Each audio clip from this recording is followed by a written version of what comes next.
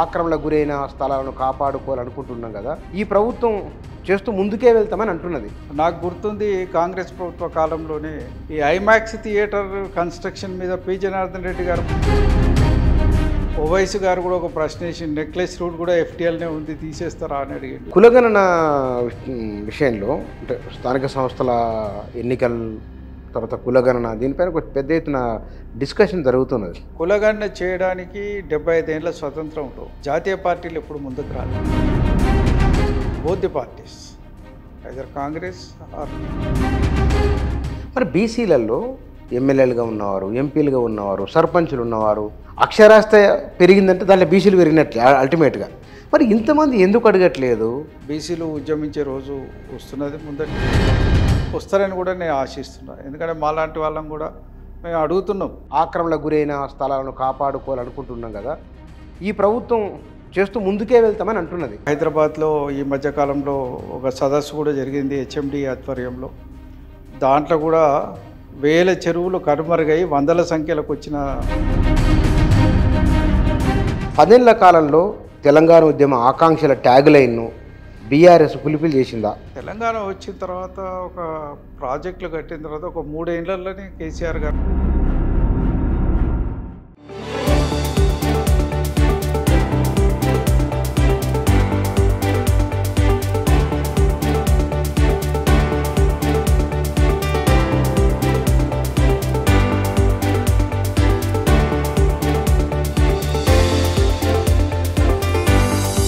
నమస్తే. భారతదేశ రాజకీయాలలో నరేంద్ర మోదీ మూడోసారి ప్రధానమంత్రి అయిన తర్వాత గత మార్పులకు 10 ఏళ్ల కింద మార్పుల కొనసాగింపు కొన్ని జరుగుతూ ఉన్నాయి. రాష్ట్రంలో ప్రభుత్వం మారిన తర్వాత గత ప్రభుత్వం చేసిన పనులు కొన్ని అయితే ఈ ప్రభుత్వం గత వాటిని పునఃసమీక్ష చేస్తూ ముందుకెళ్తున్న ఒక సందర్భం ఉన్నది.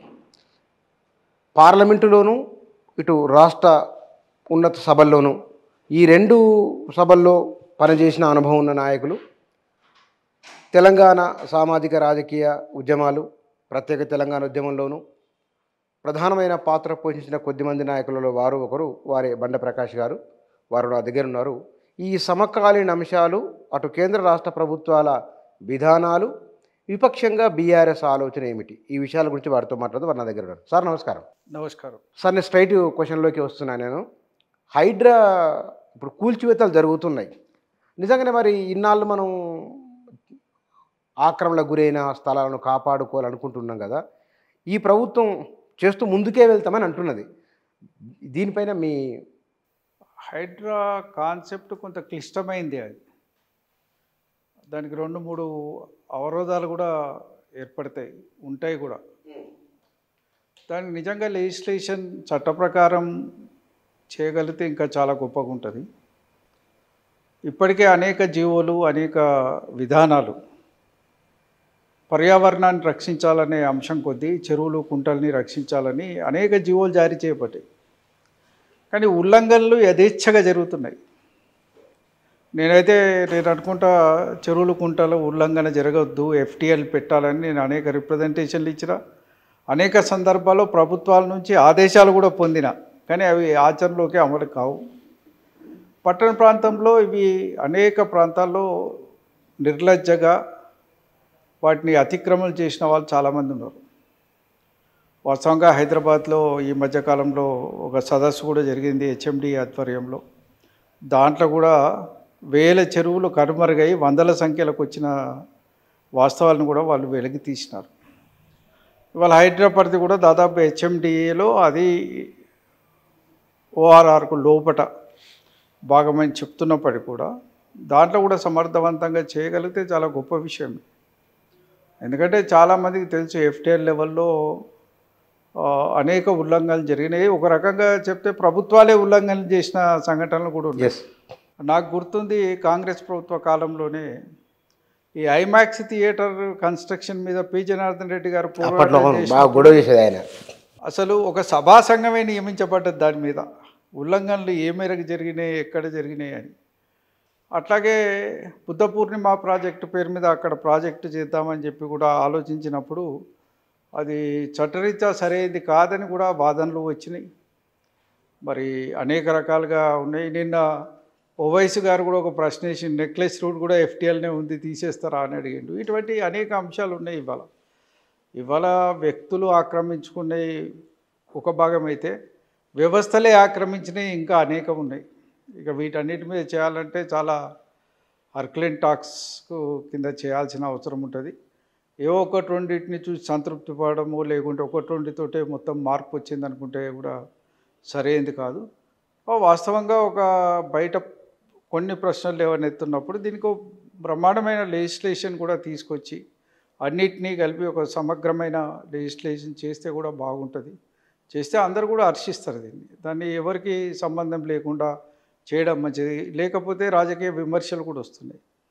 రాజకీయ ప్రత్యర్థుల కోసమే వీటిని బయటికి తెస్తున్నారు అనేది కాదు. సంకల్పం ఎంత గొప్పదైనా ఆచరణాత్మకంగా బలంగా ఉన్నప్పుడే దాని ప్రభావం కనపడుతుంది. కాబట్టి దీన్ని సమగ్రమైన రూపంతో చేస్తే బాగుంటుందని చెప్పి నా అభిప్రాయం. అంటే దీంట్లో మనం ఎక్కడో దగ్గర ప్రారంభం కావాలి కదా, ఎవరో ఒకరు చేయాలి కదా అని మీరు అన్నది 2-3 రకాల ఆటంకాలు రావచ్చు అనేది. ఎక్కడో దగ్గర ప్రారంభం కావాలి అయింది. బహుశా ఆ 2-3 ఆటంకాలు ఏముండవచ్చు హైడ్రాకు? కొన్ని చట్టపరమైనవి కావచ్చు. చట్టపరమైన దాంట్లో నిన్న హైకోర్టు ఒక ప్రశ్నలు ఏమనెత్తింది. మీరే పర్మిషన్లు ఇచ్చి, మీరే రిజిస్ట్రేషన్లు చేసి, మీరే అనుమతులు ఇచ్చి, మీరే కూలగొడతారంటే 20 ఏళ్ళ తర్వాత కూలగొడతారంటే ఎట్లా అనేది ఒక మౌలికమైన ప్రశ్నను వేసినారు. సరే 20 ఏళ్ళు దాని మీద హక్కు అనుభవించిండు కదా, ఇంకెందుకు ఆశపడతావు అనేది కూడా ఇంకో వాదన ఉంటే ఉండొచ్చు. నీది కానీ దాని మీద కూడా నువ్వు హక్కు అనుభవించినావు, ఇంకా ఇప్పటికే దాని మీద ఇది చేసినావు. ఇటువంటి వాదనలు వస్తూనే ఉంటాయి. కాకపోతే ఏమిటంటే స్పష్టంగా దీని మీద ఒక విధి విధానాన్ని రూపొందించుకొని అందరికీ ఒకటే line. There should not be any difference between నీకు నాకు మధ్య పర భేదాలు లేకుండా చట్టం ముందట అందరు సమానులనే ఉద్దేశం కొద్దీ చేస్తే మాత్రం మంచి ఫలితాలు వచ్చే అవకాశాలు ఉన్నాయి. అయినప్పటికీ కొన్నిటిని మనం రివైవ్ చేయడం అనేది సాధ్యమైన పని కాదు. ఎందుకంటే కనుమరుగైపోయినాయి అక్కడ. కొన్ని ప్రాంతాలు పూర్తిగా కనుమరుగై కాలనీలు ఏర్పడ్డాయి. అక్కడ అనేక ప్రాంతాల్లో చెరువులనే కాలనీలు ఏర్పడ్డ పరిస్థితి ఉంది. ఎఫ్టీఎల్ లెవెల్లోనే బఫర్ జోన్ కూడా కాదు, ఎఫ్టీఎల్లోనే కట్టిళ్ళు, మాయమైపోయినాయి, కనబడకుండా. అది ట్యాంకులనే కట్టిళ్ళు, అక్కడనే రోడ్లు పడ్డాయి, లైట్లు పడ్డాయి. ఇప్పుడు మీరు చూస్తే అది రోడేనా, ఇది చెరువేనా, ఇది ఎక్కడో చెరువు ఉండే ఇది వరకు ఎక్కడుంది అని అనుకునే ప్రాంతం హైదరాబాద్లో అనేక ప్రాంతాలు ఉన్నాయి. నేను కూడా చిన్ననాటి నుంచి నాకు హైదరాబాద్తో పూర్తి అనుబంధం ఉంది. మా అమ్మ హైదరాబాద్ నుంచి కాబట్టి ప్రతి సెలవులకు మేము హైదరాబాద్ వచ్చేది. అందరు బంధువుల ఇళ్ళల్లో కూడా తిరుగుతుంటే ఎక్కడ హైదరాబాద్ దాదాపు లాలాపేట, లాలాగూడ, సౌత్ లాలాగూడ ఆ ప్రాంతంలో మా మేనమామలంతా రైల్వేస్లో కొద్దిమంది ఉండే, కొద్దిమంది ఉద్యోగ దీంట్లో ఇండస్ట్రీస్ డైరెక్టర్గా ఉండే, అనేక ప్రాంతాలు అట్లా బంధువుల ఇళ్ళకు అటు ఇటు కూడా చెరువులను చూస్తుండేది. కానీ అవి కనుమరుగైన పరిస్థితి కూడా ఇవాళ కనబడుతుంది. మేము చూసిన చెరువులు కూడా అనేక. మాకు బతుకమ్మ కుంట అని ఉండే. మాకు బతుకమ్మ కుంట అనేది మన తార్నాక లెఫ్ట్కు పోతే బతుకమ్మ కుంట ఉండేది. అది ఇప్పుడు బతుకమ్మ కుంట లేదు కూడా అసలు. అక్కడ కుంట మొత్తం పోయింది, కుంట మొత్తం పోయింది, బతుకమ్మ కుంట కనబడేది. ఇట్లా అనేక కుంటలు కనబడకుండా పోయిన రోజులు ఉన్నాయి. మరి వాటిని ఇప్పుడు రివైవ్ చేయడం అంటే అందులో అనేక మంది ఇన్వాల్వ్ అయి ఉంటారు. కొద్దిమంది దాంట్లో అపార్ట్మెంట్లు కూడా కట్టి అమ్మేసుకొని పోయినారు. ఇప్పుడు పోయినోడు ఎక్కడికో పోయిండు, కానీ కొన్నోడు బాధపడే పరిస్థితిలో ఉంటారు వాళ్ళు. కొద్దిమంది చిన్న చిన్న వాళ్ళు వాళ్ళ జీవితంలో సంపాదించినంత కూడబెట్టుకొని కూడా అక్కడ ఆశ్రయం పొందుతున్న వాళ్ళు ఉంటారు. అటువంటి వాళ్ళకు కూడా కొంత ఇబ్బంది కలుగుతుంది. అటువంటి దాన్ని కూడా సామాజిక న్యాయం దృష్ట్యా కొంత ఆలోచించి వాళ్ళకి ఎట్లా చేస్తే మేలు జరుగుతుందో కూడా ఆలోచించాల్సిన అవసరం ఉంది. ఎందుకంటే రికవరీ చేయడం అనేది ఇప్పుడు సాధ్యమయ్యే పని కాదు ఎవరి దగ్గర నుంచి కూడా. ఇటువంటి అంశాలు కొన్ని ఉంటాయి. కొన్నిట్లలో పేదవాళ్ళే మరి గుడిసెలు వేసుకొనో ఇండ్లు వేసుకొనో ఉన్న వాళ్ళు ఉంటారు. ఇప్పుడు దీని మీద ఏంటంటే నాయకులందరూ రాజకీయ పార్టీలు కూడా 2 భిన్న వైఖరులు ఇస్తున్నాయి. అవును. నేను ఉదాహరణకు బీజేపీ వాళ్ళ స్టేట్మెంట్ చూసినాను.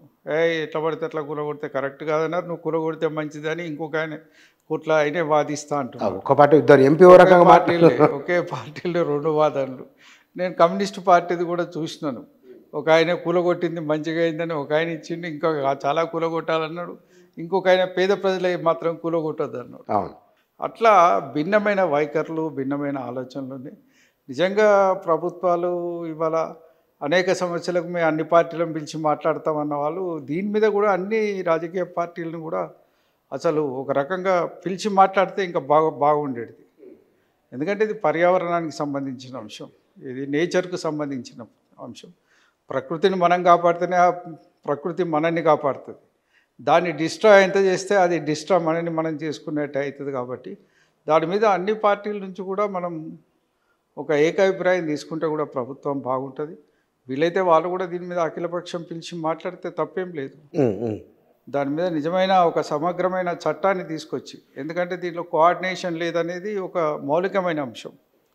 ఎందుకంటే నాకు తెలిసి నాకు ఒక రకంగా మత్స్య పరిశ్రమతో అనుబంధం ఉంది కాబట్టి చెరువులు కుంటలు కాపాడాలనే తాపత్రయంలో మేము కూడా భాగస్వాములం కాబట్టి మేము ఎక్కడ దాని మీదనే మా బతుకు తెరువు ఆధారపడి ఉంది కరెక్ట్. కాబట్టి మేము దాని మీద చూస్తున్నాం. ఇప్పుడు ఆ పెదంబర్పేట ఈ ప్రాంతాలలో మాకు చెరువులలో అంత కాలుష్యమైన వాతావరణం వస్తుంది, కాలుష్యమైన వాటర్ వస్తుంది. దాంట్లో ఎక్కడ ప్రొటెక్షన్ లేదు మాకు. ఇవాళ కాలుష్య నియంత్రణ బోర్డు ఏం చేస్తున్నదో తెలియదు. మొన్ననే సంగారెడ్డిలో చెరువులకు ఆ కాలుష్యం అంతా వచ్చి చేపలు చనిపోయిన సంఘటనలు ఉన్నాయి. లక్షల కొద్ది చేపలు ఎప్పటికప్పుడు చనిపోతున్న పరిణామాలు కూడా ఉన్నాయి. అందుకే దీంట్లో డిఫరెంట్ ఆర్గనైజేషన్స్ ఉన్నాయి. FTL పెట్టాల్సింది ఇరిగేషన్ శాఖ వాళ్ళైతే, వాస్తవంగా ఒకనాడు రెవెన్యూ వాళ్ళకు దీని మీద సంపూర్ణమైన అవగాహన ఉండేది. నాకు తెలిసి POB రికార్డ్ అని వాళ్ళు మెయింటైన్ చేసేవాళ్ళు దీంట్లో, అది తహసీల్దార్ కంట్రోల్లో ఉండేది. ఇప్పుడు కొన్ని సందర్భాలు ఎట్లున్నదంటే వాళ్ళు అడిగితే మాకేం సంబంధం అని అడుగుతారు.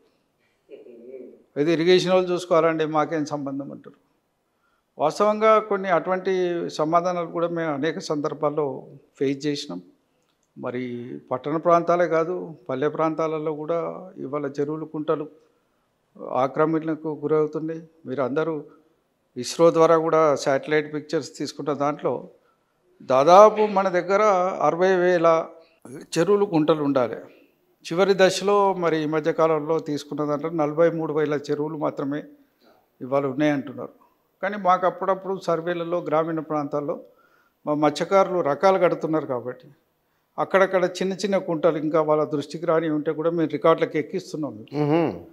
వాటిని కొంత ప్రయత్నం చేస్తున్నాం. We're also real protectors. నేను ప్రతి ఇరిగేషన్ మీటింగ్లో కూడా చెప్తున్నాం. మొన్న ఈ మధ్యకాలంలో ఉత్తమ్ కుమార్ రెడ్డి గారు దేవదల మీద కూడా రివ్యూ మీటింగ్లో కూడా చెప్పినాను, చెరువులు కుంటల్ని మీరు కాపాడకపోతే మీరు ఏ కాపాడినా వేస్టే, ఇరిగేషన్ కాలువలు దవ్వినా వేస్టే. నిజంగా వాటర్ అందాలంటే ఇవాళ గొలుసుకట్టు చెరువులే అంతో ఇంతో వ్యవసాయానికి సానుకూలంగా ఉన్నాయి. వాటిని కాపాడే ప్రయత్నం చేయండి, వాటిని ప్రొటెక్ట్ చేయండి, వాటికి FTL పెట్టండి అంటే కూడా ఆ రోజు ఆయన కూడా చెరువులు ఆక్రమించకుండా నేను ఆదేశాలు ఇస్తానని కూడా ఒక 2 నెలల క్రితమే ఇక్కడ జలసౌధలో మీటింగ్లో కూడా వారు ఆదేశాలు ఇవ్వడం జరిగింది, చెప్పడం జరిగింది.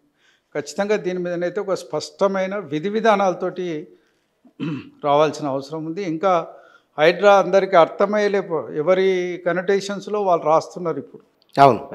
కాబట్టి అట్లా కాదు, ఒక స్పష్టమైన విధి విధానాలు. నిన్ననే చూసినాం 1972లో ఈ మధ్యకాలం 2012లో వచ్చిన ఒక జీవో పరిస్థితి కూడా నిన్న చదివినాం. బఫర్ జోన్ తర్వాత రిక్రియేషనల్ జోను, రిస్ట్రిక్టెడ్ జోన్స్, ఇటువంటి జోన్స్ ఎన్ని ఉన్నాయి, ఎట్లా ఉన్నాయి, ఉన్నప్పటికీ కూడా ఏ విధంగా వైలేట్ అయింది.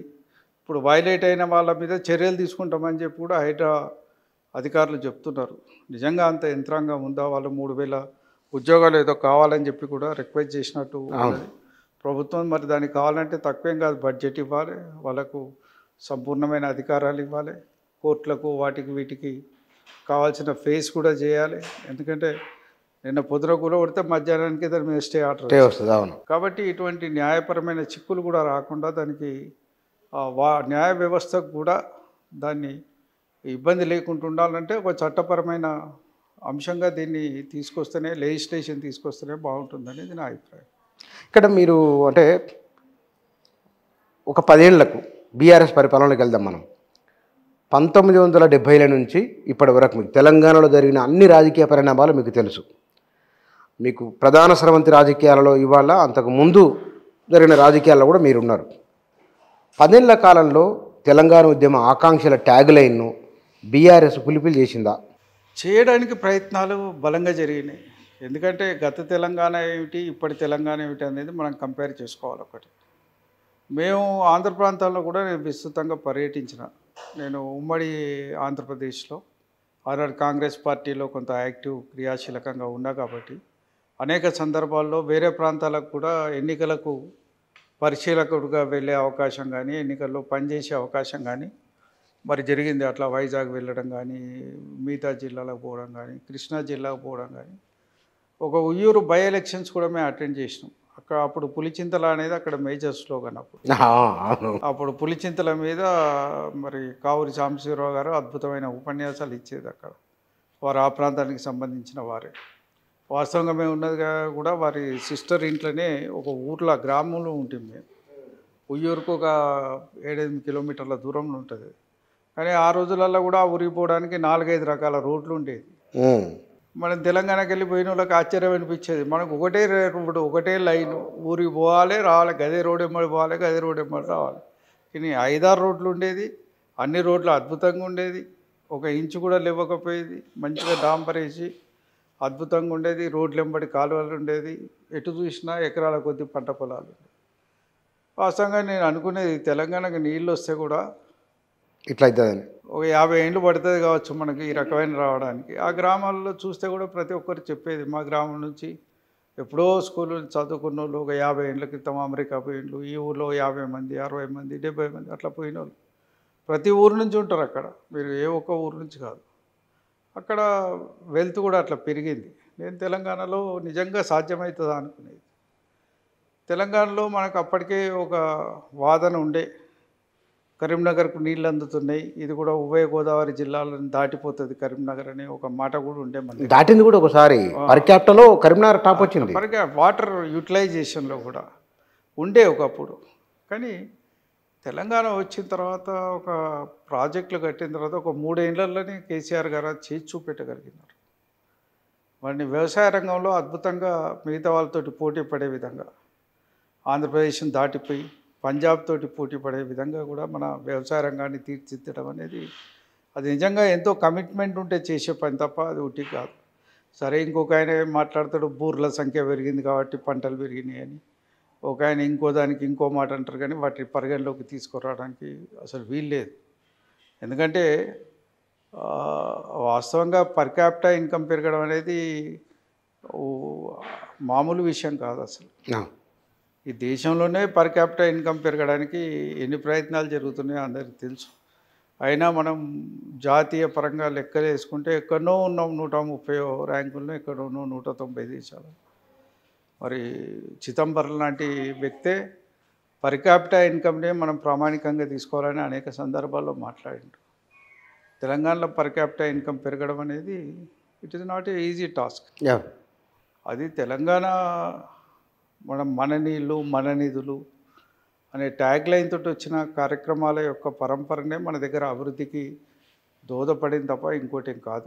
నేను ఈ ప్రశ్న అడగడానికి మార్పులో ఒక అనుబంధ ప్రశ్న ఇది. చెరువుల విషయంలో మిషన్ కాకతీయ ఇవాళ హైడ్రా అంటే 10 ఏళ్ల మార్పులో మీరు అగ్రికల్చర్ తీసుకున్నారు, చెరువుల గురించి మీ అనుభవాన్ని చెప్పారు మీరు. మిషన్ కాకతీయ హైదరాబాదేతర ప్రాంతాన్ని పట్టించుకున్న మాట వాస్తవం, దిగుబడి పెరిగిన మాట వాస్తవం, పంజాబ్ హర్యానాతో పోటీ పడిన మాట కూడా వాస్తవం. విపరీతమైన ధాన్యం కనీమిని ఎరగలి అంత ధాన్యం వచ్చిన మాట వాస్తవం. కానీ హైదరాబాద్లో ఉన్న చెరువుల గురించి ఎందుకు పట్టించుకోలేదు? హైదరాబాద్లో కూడా చెరువుల మీద హెచ్ఎండిఏకు స్పష్టమైన ఆదేశాలు ఉన్నాయి. హెచ్ఎండిఏ కానీ అర్బన్ డెవలప్మెంట్లో కానీ మిగతా చోట్ల కానీ వాస్తవంగా ఇక్కడ కూడా అనేక సందర్భాల్లో ఇప్పుడు ఏదైతే వివాదాస్పదమని అనుకున్నారో, నిన్నైతే ఎన్కన్వెన్షన్ కూలగొట్టినారో, గతంలో దాని మీద కూడా టీఆర్ఎస్ ప్రభుత్వం అధికారంలోకి వచ్చినాక కూడా అది టాస్క్ జరిగింది కానీ ఆగిపోయింది. కానీ వారు కోర్టుకు పోయినారు. వారు కోర్టుకు వెళ్ళినారు, కోర్టు నుంచి ఆదేశాలు తీసుకొచ్చుకున్నారు. సరే, ఇప్పుడు కూడా కోర్టులో అది సుప్రీంకోర్టులో కూడా కేసు ఉంది. అది ఆదేశాలు ఏమున్నాయి అనేది నేను స్పష్టంగా చెప్పలేను. కానీ అనేక ప్రాంతాల్లో ఇవాళ ఈ ప్రభుత్వం వచ్చినాక కొన్ని పట్టణ ప్రాంతాల్లో అవసరమైతే బండ్స్ వేసి వాటిని ప్రొటెక్ట్ చేయడానికి కూడా ప్రయత్నాలు జరిగినాయి. పట్టణ ప్రాంతంలో చెరువులు అన్యాక్రాంతం కాకుండా వాటి చుట్టూ ప్రభుత్వమే ఒక బండ్ వేసి సుందరీకరణ చేసి వాటిని ప్రొటెక్ట్ చేయడానికి ప్రయత్నాలు జరిగినాయి. ఇది అనేక జిల్లాల్లో, జిల్లా కేంద్రాల్లో జరిగిన విషయం మాట వాస్తవం. ఇక్కడ కూడా అర్బన్ ప్రాంతాల్లో కూడా కొన్ని సిఎస్ఆర్ ఫండ్స్ నుంచి స్వచ్ఛంద సంస్థలను పిలిచి ఆ చెరువుల్ని అడాప్ట్ చేసుకొని వాటిని ప్రొటెక్ట్ చేయడానికి కూడా కొంత ప్రయత్నాలు జరిగినాయి. ఇక్కడ మనందరికీ తెలుసు. ఈ మధ్యకాలంలో కొన్ని సరే రియల్ ఎస్టేట్ కంపెనీలు కూడా దాంట్లో ముందటికి వచ్చినాయి అనేది ఇప్పుడు మళ్ళీ మన మధ్య వార్తలు వస్తున్న నేపథ్యం కూడా. సాధ్యమైనంత వరకు అర్బన్ ప్రాంతాల్లో కూడా చెరువుల్ని కాపాడే ప్రయత్నం ఈ ప్రభుత్వం చేసింది. ఉల్లంఘనలు జరిగినాయి అనే దాంట్లో సరే దీంట్లో ఎవరి పాత్ర ఎంత అనేది ఇక సమగ్రంగా లోతుగా అధ్యయనం చేసి దాని మీద చర్చ జరపాల్సిందే తప్ప ఎవరినో ఒకరిని అనడానికి కాదు. చట్టాల ఉల్లంఘన అనేది సహజ పరిణామంగా మారిన సందర్భంలో అది చెరువులే కావచ్చు, ప్రభుత్వ ఆస్తులే కావచ్చు, పార్కులే కావచ్చు, ఇంకేదైనా కావచ్చు, అనేక వాటి ఆక్రమణలు జరిగినాయి. దాంట్లో అన్ని ప్రభుత్వాల కాలంలో జరిగినాయి. దాన్ని ఒక ప్రభుత్వాన్ని బ్లేమ్ చేయాల్సిన అక్కర్లేదు. ఎగ్జాక్ట్. మనం 10 ఏళ్ల కాలం మాట్లాడుతాం. ఇంకా ఏం మార్పులు? మీరు ఒకటి వ్యవసాయ రంగం తీసుకొచ్చారు, మిగతా విషయాల్లో అనుకున్న పరిశ్రమ రంగంలో కూడా మీరు ఐటీ ఎక్స్పోర్ట్స్లో మనం తెలంగాణ ఎక్కడనో 60,000 కోట్ల ఎక్స్పోర్ట్స్ ఉంటే ఒకటేసారి 2.5 లక్షల ఎక్స్పోర్ట్స్కి పోయినాం మనం ఐటీ రంగంలో. ఐటీ రంగంలో బెంగళూరుతో పోటీ పడే స్థాయికి, ఒక దశలో బెంగళూరుని దాటిపోతాం అనుకునే స్థాయి కూడా హైదరాబాద్ని తెచ్చినాం మనం. ఐటీ రంగంలో తేవడం అంటే దీన్ని ఒక బెస్ట్ లివింగ్ సిటీగా కూడా హైదరాబాద్ని తీర్చిదిద్దినాం మనం. అంటే సేఫెస్ట్ జోన్, అందరికీ యాక్సెప్టబుల్ ఏరియా, ప్రతి ఒక్కరూ ఇక్కడ స్వేచ్ఛ స్వతంత్రంగా వాళ్ళ పనులు వాళ్ళు చేసుకునే విధంగా తీర్చిదిద్దే పరిస్థితి చేసినాం. టీఎస్ ఐపాస్ కూడా మనకు అద్భుతమైన ఫలితాలు ఇచ్చినాయి. దాంట్లో కొంత ఒక రకంగా తెలిస్తే ఈజ్ ఆఫ్ డూయింగ్ బిజినెస్లో తెలంగాణ ర్యాంకింగ్ అనేది చాలా అద్భుతంగా పెంచుకుంటూ పోయింది.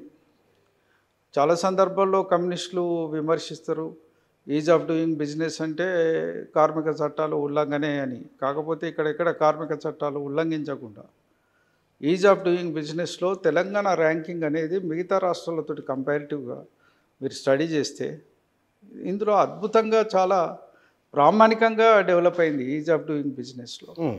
ఎక్కడెక్కడైతే జాతీయ పరంగా ఏవైతే మార్పులు చేయాలనో అటువంటి మార్పులన్నీ చేస్తూ వచ్చినారు. నిజంగా టీఎస్ బీ పాస్ కూడా అందులో నుంచి వచ్చింది. మన బిల్డింగ్ పర్మిషన్స్ ఆన్లైన్లో ఇవ్వాలనే ఒక కాన్సెప్ట్ కూడా అందులో నుంచి వచ్చింది. ఒక అప్లికేషన్ పెట్టుకుంటే 15 రోజుల్లో పర్మిషన్ ఇచ్చుడు, 30 రోజుల్లో వాళ్ళకి కావాల్సిన అనుమతులు ఇచ్చుడు, పరిశ్రమ పెట్టడానికి సహకరించడం అనేది సింప్లిఫైయింగ్ ది ప్రొసీజర్స్. అవును, ఎవరు ఆఫీసుల చుట్టూ తిరగకుండా దాని మీద అద్భుతమైన స్పందన వచ్చింది బయట నుంచి కూడా. ఎవరు వేధించులు పరిశ్రమలు పెట్టడానికి. గతంలో ఒక పరిశ్రమ పెట్టాలంటే ఒక ఖాతాలకు పైసలు పోయినాకనే పరిశ్రమలు పెడతారనేది ఇప్పటికీ నడుస్తున్న కేసుల కథ మనకు తెలుసు కదా. అవును, ఒక కేసు కొన్ని అంశాల మీద ఆటోమేటిక్గా గతంలో ఉన్న అనుభవాలు మనకు అందరికీ తెలిసిన విషయమే. అటువంటిది ఏం లేకుండా జరిగింది కాబట్టి ఇండస్ట్రియల్ సెక్టార్లో కూడా మనం అద్భుతమైన ఫలితాలు సాధించినాం. విద్యాపరంగా కొంత మనం ఇంకా చేయాల్సింది చాలా ఉండే. దాంట్లో కేసీఆర్ గారు కూడా ఒక సందర్భంలో ప్రైవేట్ టాక్లో మాట్లాడినారు, మా పార్టీ టాక్లో. నాకే కొంచెం ఇబ్బంది అనిపించింది, తలదించుకున్నా నేను. మన దగ్గర లిటరసీ రేటు ఇంకా పెరగకపోవడం అనేది అన్నారు. నేను తప్పనిసరిగా దీన్ని పెంచే ప్రయత్నం చేద్దాం, ఆలోచించే ప్రయత్నం చేద్దాం. గురుకులాలు అనేది గొప్ప కాన్సెప్ట్. అసలు గురుకులాలు తీసుకురావడం అనేది చాలా గొప్ప కాన్సెప్ట్. దేశంలోనే అప్రిషియేట్ చేయబడ్డది గురుకులాల కాన్సెప్ట్. ఇవాళ దాదాపు 6 లక్షల మంది పిల్లలు దాంట్లో చదువుతున్నారంటే గొప్పగా ఉంది. కానీ మిగతా వాటిని కూడా కొంత పట్టించుకోలేదనే విమర్శలు మన మీద ఉన్నాయి. అందులో విశ్వవిద్యాలయాలు కావచ్చు, మిగతా విద్యా సంస్థలు కావచ్చు, వీటిని కూడా స్ట్రెంథెన్ చేయాల్సిన అవసరం ఉండే. ఆయనకు కాన్సెప్ట్ ఏంటంటే మెల్లమెల్లగా ఈ గురుకులాలని జూనియర్ కళాశాలలు, డిగ్రీ కళాశాలలుగా పెంచుకుంటూ పోవాలన్నారు. ఆ దిశగా నడుస్తూ పోయింది కొంత. ఇప్పటికే అనేక జూనియర్ కాలేజీలు రెసిడెన్షియల్లో వచ్చినాయి. మరి 3 పూటల భోజనం పెట్టి పిల్లలకు మంచి నాణ్యమైన విద్య ఇవ్వడానికి అవకాశాలు వచ్చినాయి. కానీ అనుకున్నంత మేరకు దాని మీద మన కొత్త రాష్ట్రం అన్నీ ఇప్పుడే చేయాలనుకుంటే నిధుల కొరత, ఇబ్బందుల కొరత వల్ల కొంత చేయలేకపోయిన మాట వాస్తవమే. కొన్ని రంగాలలో ఇబ్బంది పడ్డ మాట వాస్తవం అనేది నేను ఈ సందర్భంగా మనవి చేస్తాను. అంటే ఇక్కడ కేసీఆర్ మనం నీళ్లు, నిధులు, నియామకాలు ఈ మూడిట్లలో ఆత్మగౌరవం అనేది కూడా ఉన్నది. గడిచిన 10 ఏళ్ల కాలంలో అప్పటి ముఖ్యమంత్రి ఎవరిని కలవట్లేదు అన్నప్పుడు ఆత్మగౌరవం దెబ్బతిన్నది. అది బీఆర్ఎస్ పైన ఆగ్రహానికి కారణమైంది అనే ఒక ఆర్గ్యుమెంటు బీఆర్ఎస్ ఓడిపోయిన తర్వాత విస్తృతంగా చర్చ చేయబడ్డది. ఈ స్టేట్మెంట్తో మీరు అంగీకరిస్తారా? వాస్తవంగా ముఖ్యమంత్రి కలవకపోవడంతో ఆత్మగౌరవం దెబ్బతిన్నదనే మాట నేను ఒప్పుకోను. అది సరైన పదం కూడా కాదు. వాస్తవంగా తెలంగాణ బిడ్డలు ఆత్మగౌరవంతో బతకాలి, ఆత్మవిశ్వాసంతో ఎదగాలన్నదే టీఆర్ఎస్ ఒక ట్యాగ్ లైన్గా తీసుకుని పనిచేసింది. అందుకే ఇక్కడ విద్యార్థులు ఇవాళ గురుకులా చదువుతున్నారంటే సెల్ఫ్ రెస్పెక్ట్ తోటి చదువుకుంటున్నారు. ఎక్కడ ఇది లేదు. ఇవాళ వ్యవసాయ రైతుకు అన్ని రకాలుగా సపోర్ట్ ఇచ్చి వాళ్ళ పంటలకు మనం ఇచ్చి ఎక్కడ పైరవీలకు తావులేని వ్యవస్థలను చేయగలిగినామంటే ఒక రైతు ఆత్మగౌరవంతో బతకాలనే మనం కార్యక్రమాలు చేసినాం. ఇవాళ రైతుకు చనిపోతే వాళ్ళ కుటుంబాలకు 5 లక్షలు ఇమ్మీడియట్గా అందజేయాలనే ఒక సంకల్పం అనేది ఆ కుటుంబాల ఆత్మగౌరవంతో బతకాలనే సంకల్పం కొద్దీ చేసినాం. ఇలా తెలంగాణ వచ్చినాక ఒక్కసారి మీరు చూడండి, దాశరథి గారి పేరు కావచ్చు, కాళోజీ గారి పేరు కావచ్చు, ఇలా కొండ లక్ష్మణ్ గారి పేరు కావచ్చు, జయశంకర్ గారి పేరు కావచ్చు, పివి నరసింహరావు పేరు కావచ్చు, అనేక సంస్థలు అనేక విద్యాలయాలను పెట్టుకున్నాం. తెలంగాణ ఆత్మగౌరవంలో భాగం కదా ఇవన్నీ. ఇది వ్యక్తిగతంగా ఎవరినో కలవకపోతే ఆత్మగౌరవం దెబ్బతిన్నది అనే మాట, అట్లా ఆత్మగౌరవం దెబ్బతిని పోయినోడు ఎవరు లేడు. ముఖ్యమంత్రి గారు కలుసుడు వారికి ఒక ఆలోచన ఏముండే అంటే what ever the work you Telangana వచ్చింది, నువ్వు చేయాల్సిన పని నువ్వు చేయి, నేను చేయాల్సిన పని నేను చేస్తాను. You are elected as MLA, you do the job of MLA. పొద్దున్న లేస్తే పైరవీలు పట్టుకొని నా చుట్టూ తిరగడానికి కాదు కదా. నువ్వు ఎమ్మెల్యే ఉన్నది నియోజకవర్గాలను పట్టించుకొని పనిచేయడానికి. నువ్వు నియోజకవర్గాల్లో పనిచేయి. దాదాపు తెలంగాణ రాష్ట్రం వచ్చిన తర్వాత శాసనసభ్యులు నియోజకవర్గాల్లో కనిపించినంత టైము గత చరిత్రను మీరు పరిశీలించి చూడండి, ఏనాడు కూడా లేదు. అదేవిధంగా మీకు ఒక్క మాట కూడా చెప్తా. ఎప్పుడైతే 15th ఫైనాన్స్ కమిషన్ ఒక నిర్ణయం తీసుకొని గ్రామాలకు డబ్బులు ఇస్తామని అన్నారో పర్ క్యాపిటా, వాళ్ళు ఇచ్చే డబ్బుతో సమానంగా నేను కూడా డబ్బులు ఇస్తాను కేసీఆర్ గారు నిర్ణయం తీసుకొని మనం ఎప్పుడైతే పల్లెలలో సర్పంచ్లకే ఆ నిధులు నేరుగా ఇచ్చినామో వాస్తవంగా ఎమ్మెల్యేల రోల్ కూడా పోయింది. సర్పంచ్ యొక్క ఆత్మగౌరవం విపరీతంగా పెరిగింది. కానీ ఇక్కడ ప్రజల్లో ఎమ్మెల్యేలు ఉండే ఒక అంశం అయితే కనుక సచివాలయంలో ముఖ్యమంత్రి మంత్రులు లేరు అందుబాటులో అనేది కూడా ఒక చర్చ వచ్చింది. లేదు, మంత్రులు ఎన్నడూ అందుబాటులో లేరనే మాట తప్పు. మంత్రులు విపరీతంగానే అందుబాటులో ఉన్నారు. ముఖ్యమంత్రి గారు అందుబాటులో లేరని విమర్శ చేస్తే చేయొచ్చు. We're not denying with that. ఎందుకంటే ముఖ్యమంత్రి గారు అందుబాటులో లేకపోవచ్చు, లేకుంటే కలవకపోవచ్చు, లేకుంటే వారు ఇతర కార్యక్రమాల్లో బిజీగా ఉండొచ్చు. ముఖ్యమంత్రికి ఉండే అనేక కార్యక్రమాలు వారు చేయడం. ఫస్ట్ 5 ఇయర్స్లో వారి ఆలోచన అంతా ప్లానింగు, డిజైనింగు దాని మీదనే పడ్డాడు ఆయన. అసలు పోయినోడైతే ఎవరు బట్టలు తడిచి చెమటలు బట్టి బయటకు వచ్చిన సంఘటనలు బోలెడు ఉన్నాయి. అంటే ఇట్లనే ఏసీ పడదని చెప్పి ఏసీ బంద్ చేసుకొని ఆయన పోయినోనికల్లా స్క్రీన్ మీద గూగుల్ మ్యాప్లో గోదావరి నీళ్ళు ఎట్లా పోతాయి, ఎక్కడికి వెళ్ళి ఎక్కడ పోతాయి, మనం ఏడ ప్రాజెక్టులు కట్టుకుంటే మంచిగా వస్తాయి, ఎక్కడికి వెళ్ళి రీసైకిల్ దీన్ని రీడిజైన్ చేయొచ్చు, ఎట్లయితే మనం డెవలప్ కావచ్చు అనేది అసలు పొద్దున్న లేస్తే దాని మీదనే కూర్చునేది ఆయన. రాత్రి దాకా కూర్చున్నోని కూడా గోదావరి మీదనే చూపెడుతుండేది. వీడేదో పైరవికి కాగితాలు పట్టుకపోయినోడు కూడా గోదావరి చూసి అరే ఎందుకన్నా వచ్చిండ్రా నాయన ఈయన దగ్గరికి వస్తే మొత్తం గోదావరి చూపెడుతుంది. ఇంత అన్నం తినేది మధ్యాహ్నం సార్ మర్యాద మంచిగానే చేస్తాడు, అన్నం పెడతాడు, గౌరవిస్తాడు. కానీ వీడు పని చెప్పుకోవడానికి ఇబ్బంది అయ్యేది. అంత పెద్ద చూసినాక వీడికి ఆ పైరవి చెప్పాలన్న ఆలోచన కూడా ఉండకపోయేది. వచ్చినోనికి ఏదో చెప్పి మళ్ళీ పట్టుకొని పోయేది. అట్లా కొన్ని సందర్భాల్లో ఇబ్బంది పడితే పడవచ్చు. కానీ సాధారణంగా మా శాసనసభ్యులకైతే యాక్సెస్ ఉండేది. ఒక్కసారి ఆయన కలిసిండంటే మాట్లాడుతూ 5 నిమిషాల్లో 2-3 మినిట్స్లో శాసనసభ్యుల యొక్క అప్లికేషన్లు తీసుకోవడం, డిస్పోజ్ చేయడం, దానికి ఒక యంత్రాంగం కానీ వాటిని మా దగ్గర సీఎంఆర్ఎఫ్ ఎంతమందికి ఇచ్చేదండి? సీఎం రిలీఫ్ ఫండ్ కట్టలు అసలు లక్షలాది రూపాయలు ఇలా సీఎంఆర్ఎఫ్లో ఇచ్చినాం. ప్రతి సంవత్సరం ఒక 1000 కోట్లు 2000 కోట్ల పైన ఇవాళ సీఎం రిలీఫ్ ఫండ్కి ఇచ్చిన సంఘటనలు ఉన్నాయి. ఇవన్నీ ఎక్కడికి వెళ్ళినాయి? ఎమ్మెల్యేస్ మరి ముఖ్యమంత్రి గారి కార్యాలయానికి ఇస్తేనే కదా, ఆ కార్యాలయం పరిశీలించి పనిచేస్తేనే కదా ఈ కార్యక్రమాలన్నీ అయినాయి. అంతే తప్ప ఆత్మగౌరవం అనేది సరే కొద్దిమంది వ్యక్తులు బాగా ఎక్స్పెక్ట్ చేసుకోవచ్చు, వాళ్ళు అనుకున్నవి తీరకపోతే దాన్ని ఆత్మగౌరవానికి ఇప్పుడు ట్యాగ్ చేసుకునే పరిస్థితి ఉంటే ఉండొచ్చు. కొద్దిమంది ఎక్స్పెక్ట్ చేసి ఉంటారు, తెలంగాణ వచ్చిన తర్వాత నా రోల్ ఇట్లుండాలి, నా రోల్ ఇట్లుండాలి, నేను ఇట్లుండాలి అని అనుకొని ఉంటారు. అవి తీరకపోతే కానీ దాన్ని కొంచెం అఫెండ్ అయ్యి కూడా మా ఆత్మగౌరవం దెబ్బతిని అనుకోవచ్చు తప్ప వేరే ఉద్దేశమే లేదు. కానీ ఇక్కడ మనం గడిచిన 10 ఏళ్ల పరిపాలన తీసుకున్నప్పుడు ఇవాళ కొనసాగుతున్న పరిపాలన అంటే గత అభివృద్ధిని ఈ గవర్నమెంట్ కొనసాగిస్తున్నట్లున్నదా? మీ భావన ఏమిటి?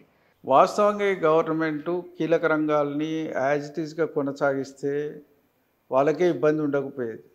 అందులో ప్రధానంగా పవర్ సెక్టార్ యాజ్ ఇట్ ఈస్గా నడపమని ఆదేశాలు ఇస్తే అయిపోయేది. టెక్నోక్రాట్స్ మీద ఆధారపడి తెలంగాణ రాష్ట్ర ప్రభుత్వం ఆ రోజు కార్యక్రమాలు చేసింది. ఉటికినే దాంట్లో ఇప్పుడు ఆ ఎంక్వైరీ ఈ ఎంక్వైరీ అని అదని ఇదని వాళ్ళని తీసి వీళ్ళని తీసి అధికారులందరినీ ఒకరి మీద ఒకరిని పక్కకు పెట్టి ఇచ్చేసి దాని మీద ఉటిగానే చేసుకొని అక్కడక్కడ కరెంటు మెయింటెనెన్స్లో ఇబ్బందులు పడుతున్నారు.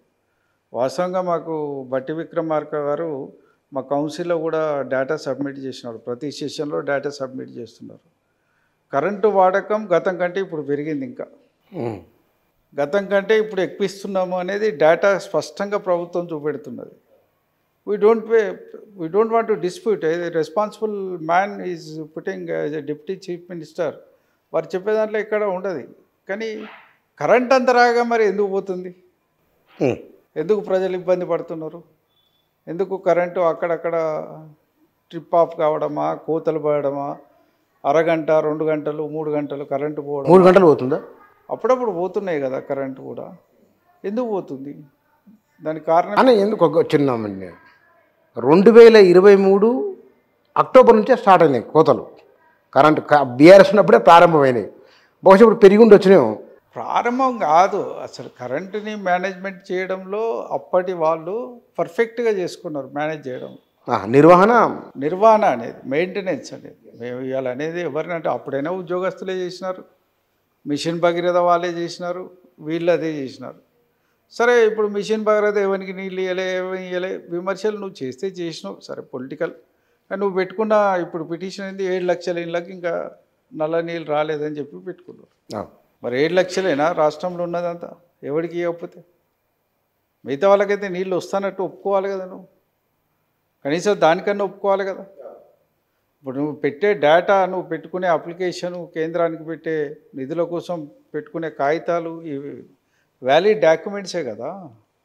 ఈ వ్యాలిడ్ డాక్యుమెంట్స్ అయినప్పుడు కూడా జరిగిన ప్రగతి అనేది నువ్వు యాక్సెప్ట్ చేయాల్సిందే కదా.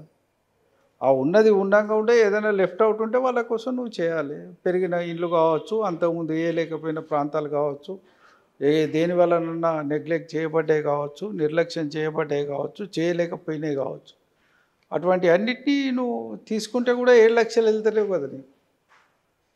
మరి అటువంటి వాటిని మొత్తానికి 100% వీడు ఏం చేయలేదు అని మాట్లాడితే కరెక్ట్ కాదు కదా. ఆ డెవలప్మెంట్ని యాక్సెప్ట్ చేయాలి, దాన్ని కంటిన్యూ చేయాలి. ఫస్ట్ దాన్ని కంటిన్యూ చేయాలి. నువ్వు చేయగలిగేది ఇంకేముంటే అదనంగా చేయి. దాన్ని ఎక్కువ గెలుపుకునే బదులు ఏ రంగాలైతే నిర్లక్ష్యం చేయబడ్డాయని నువ్వు ఫీల్ అవుతున్నావో ఆ రంగాల మీద కేంద్రీకరించు. ఇవాళ 2 లక్షల ఉద్యోగాలు ఇచ్చామని చెప్పి ఇలా బీఆర్ఎస్ ప్రభుత్వం చెప్తున్నది. దాంట్లో డేటా రిలీజ్ చేసినారు.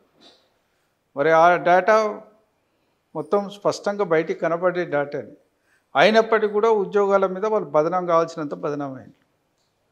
ఇవాళ మీరు ఇచ్చిన తర్వాత కూడా 30,000 ఉద్యోగాలు ఇచ్చినా అవి అంత గతంలో ఇచ్చిన అడ్వర్టైజ్మెంట్లే, గతంలో ఇచ్చిన ఇవే.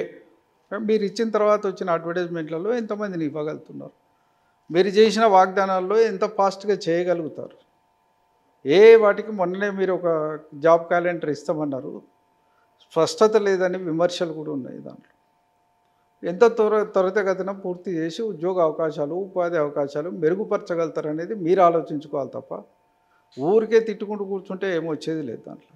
కానీ వారు అంటున్నది గత ప్రభుత్వానికంటే ఈసారి భిన్నంగా వెళ్తున్నాం, డెవలప్మెంట్ నమూనా, అభివృద్ధి నమూనా మారింది అనే ఒకటి.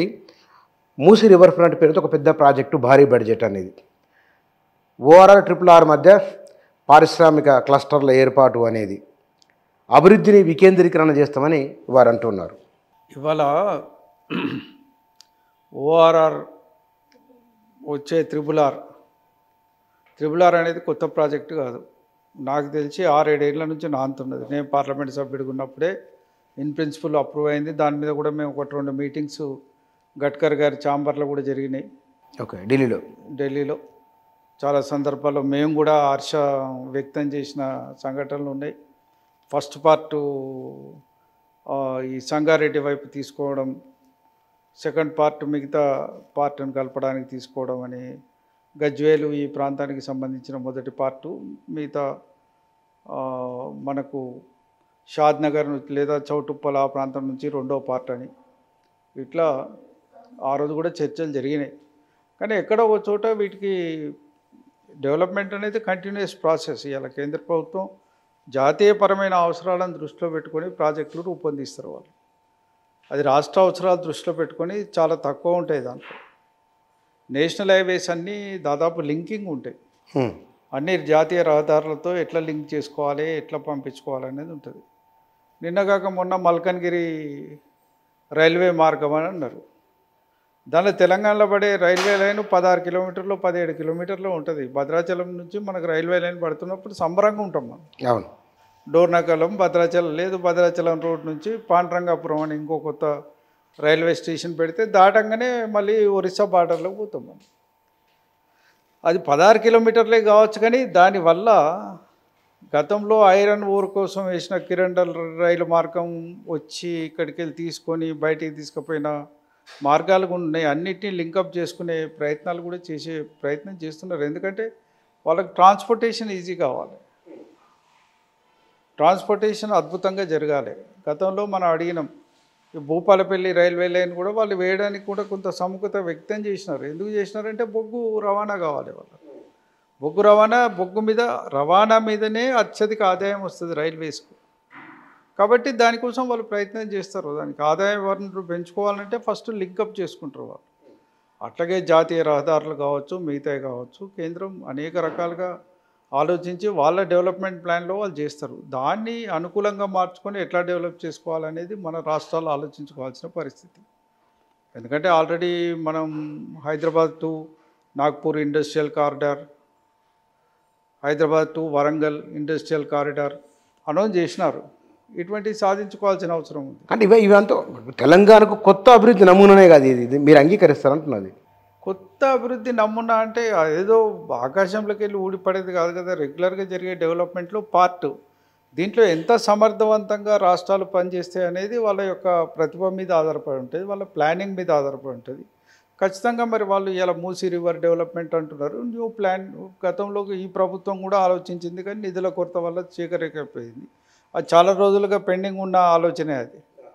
దాని మీద ఆల్రెడీ 2 సార్లు అథారిటీలకు చైర్మన్లను కూడా అపాయింట్ చేసినారు. వాళ్ళంతా పోయి స్టడీ చేసి వచ్చినారు, మరి అనేక ప్రాజెక్టులను చూసి వచ్చినారు. ఈ మధ్యకాలంలో ప్రభుత్వం కూడా సీఎం గారు కూడా కొరియాల ప్రాజెక్ట్ చూసినా అంటున్నారు. అంతకుముందు వారు థేమ్స్ నదిని కూడా చూసి వచ్చినారు. మరి నిజంగానే అది జరిగితే అద్భుతమైన ఇది ఉంటుంది.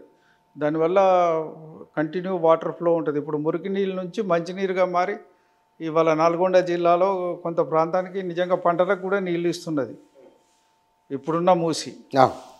చాలా ప్రాంతాలకు మనకు డ్రైనేజ్ వాటరే పోతుంది. ఈ డ్రైనేజ్ వాటరే పోయి కొంత దూరం పోయినాక దానంతట అది ఫిల్టర్ అయిపోతుంది. ఫిల్టర్ అయిపోయి పంట పొలాలకు మంచి పటిష్టమైన రిసోర్స్ కూడా ఇస్తుంది. అది తొందరగా పంటలు పండడానికి, మంచి పుష్టికరమైన పంటలు పండడానికి కూడా ఇస్తుంది. సరే, దాంట్లో కొన్ని ఇబ్బందులు కూడా జరగవచ్చు మనకు ఆహార పదార్థాల తయారీలో కూడా, కానీ కొంచెం జరుగుతుంది. కానీ అద్భుతంగా ఎప్పటికీ 24 గంటలు ఫ్లో ఉండే విధంగా మూసీని డెవలప్ చేయగలిగితే దాని ద్వారా అనేక కార్యక్రమాలు చేయొచ్చు. నాట్ ఓన్లీ రిక్రియేషన్, రవాణా సౌకర్యాలు కూడా మెరుగుపరచవచ్చు, చాలా కార్యక్రమాలు చేయొచ్చు. అటువంటి కాన్సెప్ట్ ఎవరైనా అప్రిషియేట్ చేసేది కదా.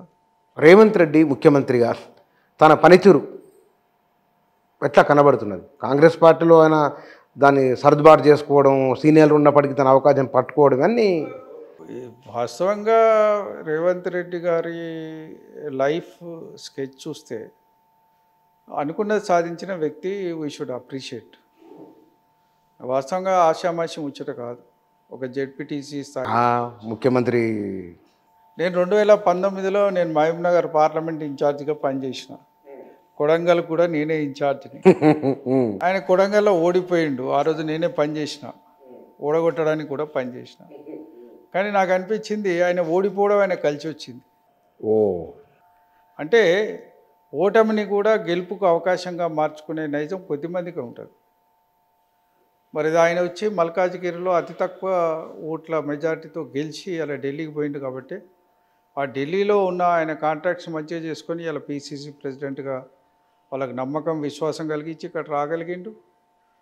మరి కాంగ్రెస్లో తలలు పండిన నేతల్ని కూడా పక్కకు పెట్టి ఇలా ముందటికి వచ్చి ఈ కాంగ్రెస్ పార్టీలో ఇలా పాలన చేపట్టగలిగిండంటే గ్రేట్ పర్సనాలిటీ. ఒక రకంగా వీ కెనాట్ అండర్మైన్ హిమ్.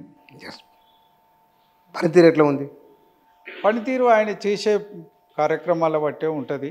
ఇప్పటికీ నా ఉద్దేశం ఏంటంటే పని మీద దృష్టి ఇంకా ఎక్కువ సారించాలి, దూషణ మీద తగ్గించుకోవాలి. Blaming others it should be reduced. Work ఇంకా బాగా పెరగాల్సిన అవసరం ఉంది. వర్క్ రివ్యూస్ ఇంకా జరగాల్సిన అవసరం ఉంది. గతంలో ఏదైనా నిర్లక్ష్యం చేయబడ్డదని వాళ్ళు భావిస్తే ఆ రంగాల మీద ప్రధానంగా కేంద్రీకరించాల్సిన అవసరం ఉంది. ఈ మధ్యకాలంలో స్కిల్ యూనివర్సిటీ ఉన్నారు, new initiative. Really everybody will appreciate, nobody will oppose it. రాష్ట్రానికి ఏదైనా కొత్త తీసుకొస్తానంటే ఎవరు అపోజ్ చేస్తారు? ఈ రాష్ట్రం మెరుగుపడుతుందంటే ఎవరు కాదంటారు? రాష్ట్రంలో ప్రజల జీవన ప్రమాణాలు పెరుగుతాయంటే వద్దన వాడు ఎవడు ఉంటాడు? కాబట్టి వాళ్ళు రాష్ట్రం అభివృద్ధి దిశగా పనిచేస్తే చాలా గొప్పగా ఉంటుంది. అది పనిచేయడానికే వాళ్ళు ప్రయత్నం చేయాలి తప్ప వేరే కార్యక్రమాల మీద ఇంకా దృష్టి పక్కకు పెట్టాల్సిన అవసరం ఉంది. వాటికంటే ఎక్కువగా డెవలప్మెంట్ ఓరియంటేషన్ మీద ఎట్లా అయితే మనకు జరుగుతుంది. ఇప్పుడు 10 నెలలు అయింది విద్యాలయాల విషయంలో.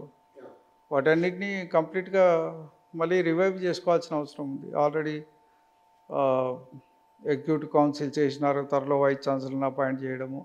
ఎందుకంటే ఎవరికైనా ఒక 3 years టర్మే ఉంటుంది. 3 years కాగానే మళ్ళీ 1 year మళ్ళీ పీరియడే కదా, ఎన్నికల పీరియడే. ఆ 1 year అంతా పనిచేయడానికి ఇబ్బందికరంగా ఉంటుంది. ఇంకో 2-3 నెలలు గడిస్తే ఇది 1 yearకి వస్తుంది. కాబట్టి త్వరితగతిన పనులు చేయాల్సిన అవసరం ఉంటుంది ప్రభుత్వానికి కూడా. ఏదైతే టాస్క్ అనుకున్నారో ఆ టాస్క్ వెంబడి పడాల్సిన అవసరం ఉంది. వాళ్ళు ఇప్పటికే రైతు కమిషన్ అన్నారు, అది కూడా కంప్లీట్ కాలే. విద్యా కమిషన్ అన్నారు, కంప్లీట్ కాలే. ఒక్కసారి సరే 20 ఏళ్ళు పాలిస్తామనే నమ్మకం విశ్వాసం ఎవరికైనా ఉండొచ్చు, అది బయటికి చెప్పొచ్చు, అది వేరే విషయం. కానీ ఎవరికైనా ఎన్నికల్లో ప్రతి 5 ఏళ్ళకి టెస్టుకు పోవాల్సిందే కదా, మనం పరీక్ష రాయాల్సిందే కదా. దాంట్లో పాస్ అయితేనే ఎవరికైనా అవకాశాలు దక్కేది. అది దక్కాలంటే కనీసం 4 ఏళ్ళ కాలం లోపట్నే పనితీరు చూపెట్టుకోవాలి. అది చూపెట్టుకుంటేనే 5వ సంవత్సరం ఫలితాలు ప్రమాణంగా వస్తాయి. కాబట్టి వాళ్ళు పని మీద దృష్టి సారించి పనిచేయడం మొదలు పెడితే బాగుంటుందని నేను అనుకుంటున్నా.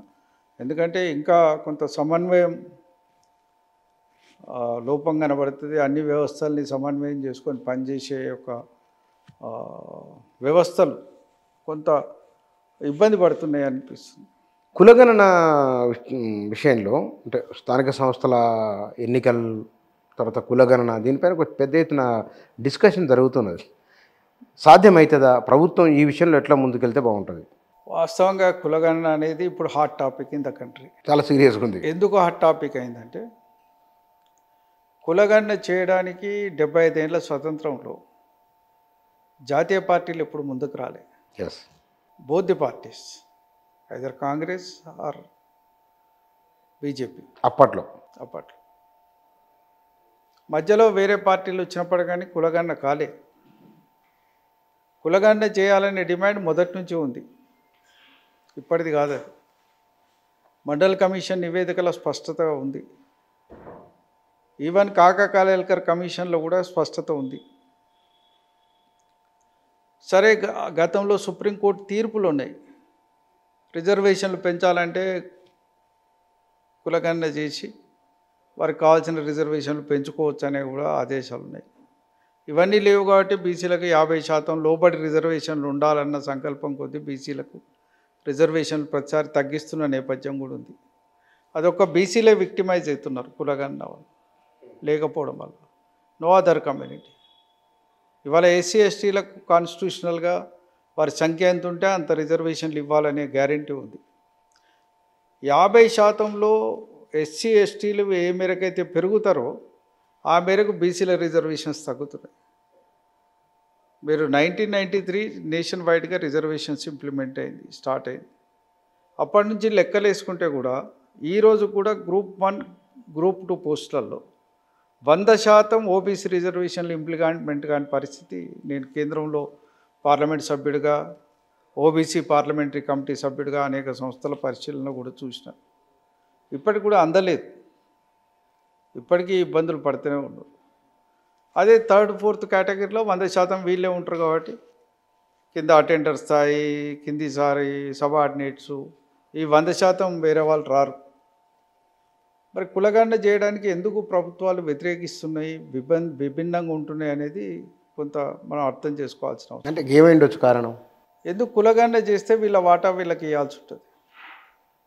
వాస్తవంగా మీరు ఒకసారి చూడండి, కేంద్రంలో ఒక పబ్లిక్ వెల్ఫేర్ డిపార్ట్మెంటో పబ్లిక్ వర్క్స్ డిపార్ట్మెంటో ఉండే, అక్కడ నుంచి వెల్ఫేర్ డిపార్ట్మెంటే, అక్కడ నుంచి మెల్లగా వచ్చి దాంట్లో నుంచి సోషల్ వెల్ఫేర్ వచ్చింది, సోషల్ వెల్ఫేర్ నుంచి ఉమెన్ వెల్ఫేర్ వచ్చింది, అక్కడ నుంచి ఎస్సీ వెల్ఫేర్ వచ్చింది, అక్కడ నుంచి ఎస్టీ వెల్ఫేర్ వచ్చింది. ఇవాళ ఇన్ని శాఖలు వచ్చినాయి కానీ ఓబీసీ వెల్ఫేర్ రాలేదు. కేంద్రంలో మంత్రిత్వ శాఖ లేదు ఓబీసీలకు. 75 ఏళ్ళ స్వతంత్రంలో ఓబీసీ మంత్రి లేడు. అలా ఆలోచన ఎందుకు రాలేదు? ఇప్పటికి కూడా ఏంటంటే వాళ్ళకి పెట్టే ఇంట్రెస్ట్ లేదు. నేను అనుకుంటా నేను మెంబర్గా ఉన్నప్పుడే 2099 బడ్జెట్ 2000 బడ్జెట్ పెట్టేటప్పుడు అసలు ఓబీసీ అనే పదం ప్రస్తావన లేకుండా ఎస్సీ ఎస్టీ ఉమెన్ వీళ్ళందరితో మైనారిటీ అందరితోటి ఇండియా బ్రహ్మాండంగా డెవలప్ కాబోతుందని ఒక స్పీచ్ ఇచ్చింది ఆమె, ఫైనాన్స్ మినిస్టర్. నేను కనీసం ఓబీసీ మాట అన్నా చెప్పబోతేవమ్మ, కానీ బడ్జెట్ మొత్తం తీస్తే కూడా ఓబీసీ పదం కూడా లేదు. మొన్న 2020లో బడ్జెట్లో కనీసం ప్రస్తావన లేదు. మాకు ఇచ్చింది ఏదో సోషల్ వెల్ఫేర్ కింద, ఎస్సీ వెల్ఫేర్ కింద ఒక దగ్గర ఎక్కడో చిన్నగా కనబడుతుంది. అంత దుర్మార్గులం, అంత మీకు అంటరానోళ్ళం ఎట్లయినా మేము పార్లమెంట్లో మాట్లాడినా. వాస్తవంగా వాళ్ళకు వ్యతిరేకత ఉన్నది. మొట్టమొదటిసారి ఒక రాజకీయ పార్టీ, ఒక జాతీయ రాజకీయ పార్టీ కులగణన చేయాలని డిమాండ్ తీసుకురావడం అనేది గొప్ప విషయంగా నేను భావిస్తాను. అంటే రాహుల్ గాంధీని మీరు ప్రశంసిస్తున్నారు ఈ విషయంలో? ఖచ్చితంగా ఈ విషయంలో అప్రిషియేట్, రియలైజేషన్. ఈ విషయంలో 75 ఏళ్ళు సోయికి రాకపోయినా రావడానికి కారణాలు ఏంటి అంటే మళ్ళీ లక్ష కారణాలు. వాళ్ళ కారణం వాళ్ళకు ఉంటుంది, మన కారణం మనకు ఉంటుంది. వాళ్ళకి ఎందుకంటే ఓబీసీలు లేకుండా రాజ్యాధికారం సాధించడం కష్టమని రియలైజ్ అయింది కాబట్టి ఇవాళ ఈయన ఓబీసీల పాట ఎత్తుకున్నాడు. లేకపోతే ఇంతకాలం ఓబీసీల ముచ్చట చెప్పలేదు. ఇవాళ ప్రతి దాంట్లో చెప్తున్నాడు. ఎస్సీ ఎస్టీ బీసీ ఉన్నారా, పారిశ్రామికవేత్తలలో ఉన్నారా, ఇండ్లు ఉన్నారా, అందాల పోటీలు కూడా ఉన్నారాయన. లాస్ట్కు ఇప్పుడు మెడల్స్ వచ్చిందంట కూడా ఉన్నారా అని కూడా మాట్లాడుతున్నాడు. ఇవాళ సరే దానికి మాకు బేస్ ఉంటే కదా దాంట్లో పోయేది. మేము అసలు చదువుకునే పరిస్థితి లేదురా అండి, ఇంకా మెడల్ తెచ్చుకునే పరిస్థితి ఏడున్నది మాకు. ఇవాళ ఒక జాతీయ పార్టీ తీసుకురావడం ఈ నినాదానికి కొంత వెయిట్ వచ్చిన మాట వాస్తవం. ఆ జాతీయ పార్టీకి రిప్రజెంట్ చేసే పార్టీ ఈ రాష్ట్రంలో అధికారంలో ఉండడం, వాళ్ళు కూడా ఎన్నికల హామీలో కామారెడ్డి డిక్లరేషన్లో 42% బీసీల రిజర్వేషన్ స్థానిక సంస్థల్లో ఇస్తామని చెప్పడం, కులగణన చేస్తామనే మాట ఇంకొకటి ఇవ్వడం, అన్ని కులాలకు బీసీల ఎజెండా ఒకటి పెట్టి అన్ని కులాలకు సంబంధించిన కార్యక్రమాలు చేస్తా అని చెప్పడం కొంత ఆశలు రేకెత్తించిన మాట వాస్తవం ఓబీసీలలో. దానివల్ల కూడా అది కొంత వాళ్ళ గెలుపుకు కారణమైంది. దాన్ని కూడా వాళ్ళు నిలబెట్టుకోవాల్సిన అవసరం ఉంది. కాబట్టి ఇప్పుడు ఈ అంశం తెలంగాణలో మేజర్ ఎజెండా అనేది నేను అనుకుంటున్నాను రానున్న రోజుల్లో. ఒకటేమైంది, గతంలో కూడా టీఆర్ఎస్ ప్రభుత్వం 2017 బడ్జెట్ కూడా 11,000 కోట్లతో పెట్టింది. ఆ రోజు అది ఒక హిస్టారికలే. 11,000 బడ్జెట్ పెట్టడం మొట్టమొదటిసారి మత్స్యకారులకు కానీ యాదవ్ సోదరులకు కానీ స్కీమ్స్ అన్నీ వచ్చినాయి 2011 నుంచే, 2017లోనే. ఆ బడ్జెట్ పెట్టిన తర్వాత వాళ్ళు కూడా ఆ టైంలో కులగణన చేయాలని ఒక తీర్మానం కూడా చేసినారు అసెంబ్లీలో. రెండోది ఎమ్మెల్యేల మీటింగ్ అయింది, ఎంపీల మీటింగ్ అయింది, ఆల్ ఎమ్మెల్సీలు ఎమ్మెల్యేలు కూర్చున్నారు. కులగణన ఎంత తొందరగా చేస్తే అంత తొందరగా చేయాలనుకున్నారు. దాదాపు ప్రభుత్వం కూడా దానికి ఇంక్లినేషన్ ఉండే. సరే, కారణాలు వేరే కారణాల వల్ల అది వెనక్కిపోయింది, వేరే ఎజెండాలు ముందరికి వచ్చినాయి. అప్పుడు కూడా వాస్తవంగా 2018 ఎన్నికలకు బీసీ ఎజెండాతోటే టీఆర్ఎస్ ప్రభుత్వం అది పోతుంది కావచ్చు అనే ఆలోచనలు కూడా రాజకీయాలలో ఉన్న వాళ్ళందరికీ ఉండే. సరే, మధ్యలో వచ్చిన కొన్ని మార్పుల వల్ల ఆ ఎజెండా కాకుండా రైతు ఎజెండాతోటి పోయినారు. ఇప్పుడు ఈ ప్రభుత్వం కూడా వచ్చిన తర్వాత బీసీలకు అత్యంత సన్నిహితంగా ఉన్నామని చెప్పడానికి ప్రయత్నం చేస్తున్నది. ఇవాళ మాకు ఓట్ ఆన్ అకౌంట్ బడ్జెట్ పెట్టినప్పుడే ఒకరోజు అసెంబ్లీ సమావేశాలు పొడిగించి మరి కులగణన చేస్తామని తీర్మానం కూడా పాస్ చేసినారు. చేయడంతో పాటు ఎలక్షన్ కోడ్ వస్తుందని 100 కోట్ల రూపాయల బడ్జెట్ కూడా దానికి కేటాయించి పడేసి జీవో కూడా జారీ అయింది. ఇప్పుడు అది జారీ అయిపోయి ఇప్పుడు మళ్ళీ 6వ నెలకు వచ్చినాం, కదులుతలేదు. What is the reason? ఏమైంది? ఒక డెడికేటెడ్ కమిషన్ నీ అంతటా నువ్వు అపాయింట్ చేసుకోవచ్చు, చేసుకోవడానికి నీకు చట్టపరంగా అన్ని హక్కులు ఉంటాయి, దానికి వర్క్ అసైన్ చేయొచ్చు. కానీ కారణాలు ఏందో కానీ తెలంగాణలో అది నత్తనడక నడుస్తుంది. మరి బీసీలలో ఎమ్మెల్యేలుగా ఉన్నవారు, ఎంపీలుగా ఉన్నవారు, సర్పంచులు ఉన్నవారు, ఇప్పుడు తెలంగాణలో బీసీలు 50% పైన ఉన్నారు, దాదాపు 60% లోపల అనుకో ఇంచుమించు. మేజర్ సెక్షన్ అక్షరాస్యత పెరిగిందంటే దాంట్లో బీసీలు పెరిగినట్లే అల్టిమేట్గా. మరి ఇంతమంది ఎందుకు అడగట్లేదు? ఈ మధ్య కాలంలో స్టార్ట్ అయింది. మీరు కొద్ది రోజుల క్రితం ఇక్కడ తాజ్ కృష్ణాలో ఒక సమావేశం జరిగింది కులగణన మీద. సరే, ఎప్పటికప్పుడు సోమాజిగూడ ప్రెస్ క్లబ్లో కూడా చర్చలు, సమావేశాలు, మీటింగ్స్ బలంగా జరుగుతున్నాయి. నిన్న మండల్ గారి జయంతి సందర్భంగా కూడా రాష్ట్ర వ్యాప్తంగా కార్యక్రమాలు జరిగినాయి.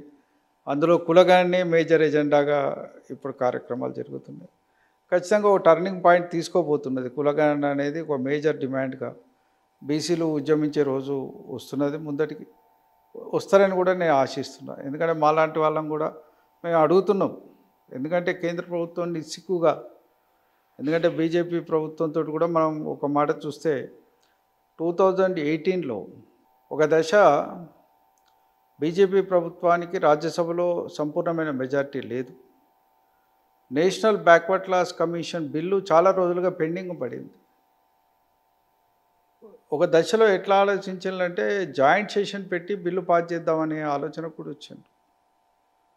మాకు పార్లమెంటు పోయినప్పుడు కొత్త, ఇక మాకు అన్నీ వింటుంటాం. పార్లమెంటు ఈ బిల్ పాస్ కావడానికి జాయింట్ సెషన్కి వస్తారు, జాయింట్ సెషన్ పెడతారు. ఈ లోపల ఏం చేసినారంటే అందరితో చర్చిస్తే మేము ఎవరం వ్యతిరేకించాము, మీరు మాత్రం చేయాల్సినవి చేయాలి అంటే మొత్తం మీద బిల్లు ధైర్యంగా తీసుకొచ్చిండ్రు, సభలో పెట్టిండ్రు యునానిమస్గా వితౌట్ ఎనీ నెగిటివ్ ఓట్. అన్ని రాజకీయ పార్టీలు నేషనల్ బ్యాక్వర్డ్ క్లాస్ కమిషన్ బిల్లుకు రాజ్యాంగబద్ధ హోదా కల్పించే విధంగా బిల్ పాస్ అయింది. ఆ రోజు రాజ్నాథ్ సింగ్ గారు హోమ్ మినిస్టర్, వారు పార్లమెంట్లో ఉపన్యసించారు. అందులో చెప్పిండ్రు, మేము ఖచ్చితంగా కులగణన చేస్తాం, చాలా ఏళ్ళుగా చేస్తలేరు, దానివల్ల అన్యాయం అయిపోతున్నాయి, తప్పనిసరిగా ఈ బీసీ ఇది పెడుతున్నాం కాబట్టి కులగణన చేసి వారి నాయకత్వాన్ని బలోపేతం చేస్తామని చెప్పి మాట్లాడిండు. ఈవెన్ ఆగస్టు 31 నాడు హోమ్ మినిస్ట్రీ ఒక రోడ్ మ్యాప్ కూడా కులగణన మీద, జనగణన మీద ఒక రోడ్ మ్యాప్ కోసం కూర్చున్నారు. దానిలో ఓబీసీ కులగణన చేయాలనేది తీర్మానం చేసినారు. అది కూడా ప్రెస్కి రిలీజ్ చేసినారు. నేను మాట్లాడుతున్నాయని documentations, it is nothing, it is ఏవో స్టేట్మెంట్స్ కాదు ఇవి. ఇది డాక్యుమెంటేషన్ పార్లమెంట్లో జరిగింది. కానీ మినిస్ట్రీ యొక్క నెలవారీ సమావేశాలలో ఓకే. సమీక్షలో ఇచ్చిన ప్రెస్కి ఇచ్చిన వాళ్ళే మినిస్ట్రీ ఇచ్చింది ప్రెస్కు చేస్తామని ఇచ్చిండ్రు. ఈ ఇంప్రెషన్స్ ఇచ్చి పార్లమెంట్లో ఏం చేసిండ్రంటే ఎండ్లో ఎకనామికల్లీ వీకర్ సెక్షన్ బిల్లు తెచ్చిపెట్టిండు. ఓబీసీలది మాట్లాడుతూ ఇది వచ్చింది. ఇది పెట్టిండు. ఇది పెట్టి అగ్రకుల పేదలకు మనం ఇవ్వాలి కదా, దాంట్లో కూడా పేదలకే ఇవ్వమంటున్నాం కదా మేము అని చెప్పింది. ఆ బిల్లు పాస్ చేసుకున్నారు. 2019 ఎన్నికల్లో అబ్సల్యూట్ మెజారిటీ తెచ్చుకున్నారు. తర్వాత టోన్ మార్చి. ఎందుకు అట్లా? నరేంద్ర మోదీ బీసీ అంటారు కదా. ఆయన అన్నా కూడా అది ఉట్టిదే, అది ముచ్చట. నేను పార్లమెంటరీ కమిటీలో మేము యునానిమస్ తీర్మానం చేసినాం. మా పార్లమెంటరీ కమిటీలో ఓబీసీ స్టాండింగ్ కమిటీ ఆన్ పార్లమెంట్లో యునానిమస్గా ఒక తీర్మానం చేసినాం, జనగణన జరగాలి. అది ముఖ్యమంత్రి ప్రైమ్ మినిస్టర్ పేరు మీద కూడా తీర్మానం రాసి పంపినాం. I have raised number of times in the house. రాజ్యసభలో లేవనెత్తిన వెంకయ్యనాయుడు గారి దగ్గర పోయి మాట్లాడినాం, మీరు మంత్రులకు ఆదేశాలు ఇవ్వండి, ఇది పార్లమెంట్లో ఇచ్చిన అష్యూరెన్స్, ఇది ఈ అష్యూరెన్స్ని ఇంప్లిమెంట్ చేయమని మీరు ఒక ఆదేశం ఇవ్వచ్చు హౌస్ చైర్మన్గా కూడా. అనేక సందర్భాల్లో మేము అడిగినాం, కానీ they are not interested. Very ఇంట్రెస్టింగ్గా ఏంటంటే ఏదైతే 50% మనం దాటొద్దని ఇవాళ న్యాయవేత్తలు, సుప్రీంకోర్టు న్యాయమూర్తులు, దానివల్ల సామాజికమైన ఇబ్బందులు తలెత్తుతాయి, మిగతా వర్గాలకు బాగా నష్టం జరుగుతుందని మాట్లాడేటోళ్ళు. అవును. ఈ 50% దాటి ఇంకో 10% ఈడబ్ల్యూఎస్కి ఇస్తే మాత్రం సైలెంట్ ఉన్నారు. అగ్రకులాలకు ఇస్తే మాత్రం దే ఆర్ వెరీ సైలెంట్. ఎంత సైలెంట్ ఉన్నారంటే ఇప్పుడు మన దగ్గర బీసీలకు ఈ రిజర్వేషన్ కావాలంటే వీని జనాభా ఎంత ఉన్నది, డేటా లేదు, రిజర్వేషన్లు ఎంత పెంచుతామని అడుగుతారు. వీళ్ళకి సంబంధించిన డేటా ఎక్కడుంది? మరి అగ్రకులాల డేటా కానీ ఎక్కడన్నా సర్వే జరిగిందా? సెన్సెస్ ఉన్నాయా నీ దగ్గర? 1931 తర్వాత ఈ దేశంలో సెన్సెస్ లేవు. ఎస్, అవును. దగ్గర ఏం సెన్సెస్ ఉన్నాయి? ఎట్లా ఇచ్చిన మరి? ఎట్లు ఇచ్చినావు? ఏం లేదు, ఇచ్చిండు అంతే. ఒక డెసిషన్ తీసుకున్నారు, ఇచ్చిండ్రు. కాలేజీ సీట్లకు కూడా సూపర్ న్యూమరీ సీట్లు క్రియేట్ చేయమని ఆదేశాలు ఇచ్చిండ్రు. అన్ని రకాలుగా ఇచ్చిండ్రు. ఒక్క బీసీల కాడికి వచ్చేవరకే రిస్ట్రిక్షన్స్. నేను మీకు, ఎందుకంటే నేను ఓబీసీ పార్లమెంటరీ కమిటీ సభ్యుడిగా కూడా అనేక వాటిని రివ్యూ చేసినాం. ఈవెన్ యూనియన్ పబ్లిక్ సర్వీస్ కమిషన్లో సైతం ఎప్పుడైతే ఎస్సీ ఎస్టీల రిప్రజెంటేషన్ పెరుగుతుందో అక్కడ 27% కంటే తక్కువకు 23-24% బీసీ రిజర్వేషన్లు పడిపోయిన సంఘటనలు బోలెడు ఉన్నాయి. అట్లా బీసీలకు ఒక రకమైన అనిశ్చితి, అభద్రతా భావం ఇవాళ దేశంలో కేంద్రంలో ఉన్న ప్రభుత్వం చేస్తున్న పనుల వల్ల ఉంది. కాబట్టి ఖచ్చితంగా కులగణన అయితే ఎవరి లెక్కిందో అని తేలుతుంది. అప్పుడైనా రిజర్వేషన్లు ఇస్తారు. గమ్మత్ ఏంటంటే ఇవాళ పాట్నాలో, బీహార్లో బీసీ కులగణన చేసి వాళ్ళు రిజర్వేషన్లు పెంచుకున్నారు. రిజర్వేషన్లు పెంచుకొని ఇంప్లిమెంట్ చేసిండ్రు. పాట్నా హైకోర్టు కొట్టేసింది. సుప్రీంకోర్టు స్టే అయ్యేది. అవును, అది సుప్రీంకోర్టు తీర్పులే కదా. కులగణన చేసి మీ రిజర్వేషన్లు పెంచుకోమని చెప్పిన అనేక తీర్పులు ఉన్నాయి కదా. మరి పాట్నా హైకోర్టు స్టే ఇస్తే ప్రభుత్వ వ్యవహారాల్లో నువ్వు జోక్యం చేసుకోవద్దని స్టే ఇవ్వచ్చు కదా. నువ్వు ఇవ్వలేదు. ఇవాళ సామాజిక న్యాయం కూడా సరిగ్గా కావాలంటే నేను కోరుకునేది ఏమిటంటే, మీ అందరం కోరుకునేది ఏంటంటే, బీసీలకు రిజర్వేషన్లు అనేది ఉద్యోగం, ఉపాధి దాంట్లో అనుకుంటున్నాం, ఆశపడుతున్నాం ఏదన్నా ఈ అడ్మినిస్ట్రేషన్లో మా భాగస్వామ్యం వస్తుందని. కానీ లేదు కదా, ఇప్పటివరకు లేదు. రాజకీయాల్లో అంత లేదు. రాజకీయాల్లో కూడా మాకు 27% వాటర్ రావాలి, కనీసం 30%, 33% వాటర్ రావాలి. అది కూడా లేదు, ఎన్నడూ లేదు. మరి జ్యుడిషియరీ అది కూడా సమాజానికి రిఫ్లెక్టివ్ ఉండాలి కదా. దానిలో రిజర్వేషన్ అసలే లేదు. ఏదో కింది స్థాయిలో ఉన్నది మనకు. మున్సిపల్ కోర్టులల్లో అక్కడిక్కడ, మన కోర్టులల్లో ఎక్కడో రిజర్వేషన్ ఉన్నది. ఈడికాడికి వస్తుంది. అది జిల్లా కోర్టుల స్థాయికి ఆగిపోతుంది. ఆడికి వెళ్ళిపోయినాక హైకోర్టు, సుప్రీంకోర్టు, దీనికి ఏమున్నది? కొలీజియం. వాళ్ళు ఆడ కూర్చుంటారు, వాళ్ళు డిసైడ్ చేస్తారు, వీడవుతాడు. దీనిలో రిజర్వేషన్లు ఏవి? దీనిలో సామాజిక న్యాయం ఏంది? ఏ వర్గాల నుంచి వస్తున్నారు? ఏ వర్గాల నుంచి? మన వర్గాల నుంచి లేరు కాబట్టి తీర్పులు కూడా మనకు ఉల్టాగా వస్తాయి. మన వర్గాల్ని సంపూర్ణంగా అర్థం చేసుకున్న వాళ్ళు ఆ సమాజంలో లేరు కాబట్టి మనకు తీర్పులు కూడా ఎగనెస్ట్ వస్తాయి. మనకి రిప్రజెంటేషన్ లేదు. నేను ఓబీసీ అడ్వకేట్స్ మీటింగ్ కూడా మాట్లాడినా, సాయంకాలం వారితో పార్టిసిపేట్ అయినా. నీకు ఇవాళ అనేక మంది ప్రభుత్వ లీడర్లను అపాయింట్ చేస్తారు. ఎవరిని చేస్తారండి? మనోడు బయోడేటాలు పట్టుకొని తిరిగి చావాలి. దాంట్లో మన వాళ్ళ పేర్లు ఎక్కడ ఉంటే దేవులు ఆడుకోవాలి మనం. What is the percentage they are giving? Where is the reservations are implementing? దీనికి మరి ఓబీసీలు ఏం చేయాలి? ఓబీసీ ఒక ఉద్యమం రావాల్సిన అవసరం ఉంది ఇప్పుడు ఖచ్చితంగా. నా ఉద్దేశం ఏంటంటే, మీరు ఏదైతే ఇప్పుడు ఒక మాట అన్నారో, విద్యావంతులు కూడా పెరిగేండ్లు ఓబీసీలలో, చైతన్యవంతమైనలు, విద్య కొంత పొందిండ్లు. కాబట్టి ఇప్పుడు ఒక బలమైన ఉద్యమం అవసరం. ఈ రిజర్వేషన్లు ఖచ్చితంగా 42% ఇంప్లిమెంట్ అయ్యేటట్టు పోరాటం ఒకటి చేయాలి స్థానిక సంస్థల్లో. రెండవది ఏమిటంటే, కులగణన జరిగి జనాభా ప్రాతిపదిక మీద రిజర్వేషన్స్ కంపల్సరీ రావాలి. ఇప్పుడు రాకపోతే ఎప్పుడు రావు. ఇప్పటికే అనేక రకాలుగా సమాజంలో వస్తున్న మౌలిక మార్పులలో ప్రైవేట్ సెక్టార్లో ఎక్కడ రిజర్వేషన్ లేదు. దాంట్లో మరి మన పిల్లలు కూడా మిగతాతో కాంపిటీషన్లని పోయి ఎక్కడో ఉద్యోగాలు సంపాదించుకొని బతుకుతున్నారు. కానీ ప్రభుత్వ రంగంలో కూడా విస్మరిస్తే ఎట్లా? ప్రభుత్వ రంగంలో కూడా రిఫ్లెక్షన్ లేకపోతే ఎట్లా? ఇలా అడ్మినిస్ట్రేషన్లో కానీ, పొలిటికల్ సిస్టంలో కానీ, లెజిస్లేచర్లో కానీ, జ్యుడిషియరీలో కానీ ఖచ్చితంగా సామాజికంగా మార్పు రావాల్సిన అవసరం ఉంది. ఇప్పటికే విద్యా ఉపాధి విషయాలకు కూడా నిర్లక్ష్యం చేయబడుతున్నది.